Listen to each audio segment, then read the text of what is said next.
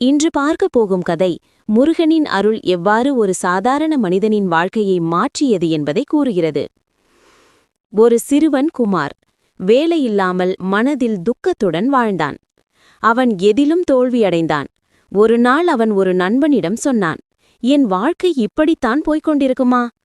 அந்த நண்பன் சொன்னான், முருகனிடம் மனமார பிரார்த்தனை செய், அவர் நிச்சயம் உதவுவார். அவன் அந்த வார சஷ்டி நாளில் கந்த சஷ்டி கவசம் 36 முறை படிக்க முடிவு செய்தான். அவன் அதிகாலையில் எழுந்து நீராடி மலர்கள் வைத்து முருகனை பிரார்த்தனை செய்தான். நாள் கடந்த போதெல்லாம் அவனின் மனம் அமைதியானது, நம்பிக்கை வளர்ந்தது. ஒரு நாள் அவனுக்கு எதிர்பாராத விதமாக ஒரு வேலைவாய்ப்பு வந்தது. அது அவனின் கனவுகளை கடந்தது. அவன் மகிழ்ச்சியுடன் முருகன் ஆலயத்துக்கு ஓடி சென்று நன்றி கூறினான். அவன் புரிந்து கொண்டான், நம்பிக்கையும் பக்தியும் இருந்தால் முருகனின் அருள் நம்மை எப்போதும் காப்பாற்றும்.